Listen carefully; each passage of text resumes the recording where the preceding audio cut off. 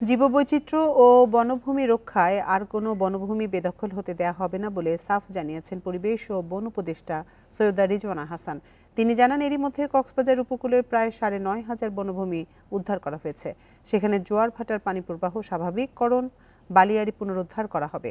সম্প্রতি বন ধ্বংস করে উন্নয়ন অবকাঠামো নির্মাণ নিষিদ্ধ করে সরকার। এই ঈদে জামা জুতো অ্যাক্সেসরিজের ডিসকাউন্ট।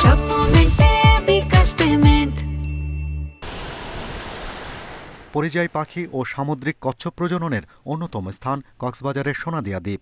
২০১৭ সালে ইকো ট্যুরিজম পার্কের নামে অর্থনৈতিক অঞ্চল বেজা কর্তৃপক্ষকে বরাদ্দ দেয়া হয়।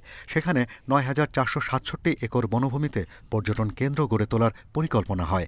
এতে দ্বীপের জীববৈচিত্র্য চরমভাবে ক্ষতি হবে বলে সমালোচনা করেন পরিবেশ গবেষকেরা।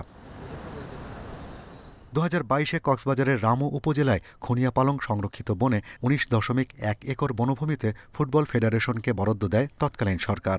সেখানে বাফুফে কারিগরি প্রশিক্ষণ কেন্দ্র নির্মাণ করার কথা ছিল। দেশের বনভূমি ধ্বংস করে এমন উন্নয়নমূলক প্রকল্প আর হতে দেয়া হবে না বলে জানান অন্তর্বর্তী সরকারের পরিবেশ ও বন উপদেষ্টা।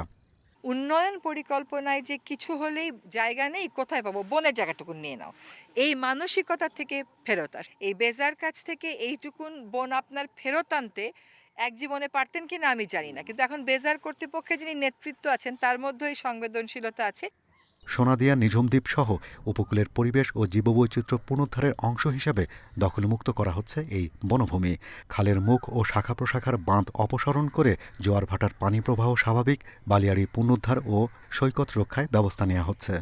এই বনটা কিন্তু উপকূলের মানুষকে জলোচ্ছ্বাস থেকে বাঁচাবে। আপনি যদি বনের সাথে যে সমস্ত বিরল প্রাণী ছিল সেগুলোর কথা মাথায় নাও রাখে, যদি নিজের স্বার্থের কথাও ভাবেন, তাহলেও কিন্তু আপনাকে বনটাকে রক্ষা করতে হবে একটা প্রাকৃতিক বর্ম হিসেবে, যেটা আপনাকে বাঁচাবে। প্রকৃতি থেকে তালিপাম ও গোলা অঞ্জন সহ ৫ প্রজাতির গাছ হারিয়ে গেছে। বিলুপ্তির মুখে আরও ৭ ধরনের গাছ।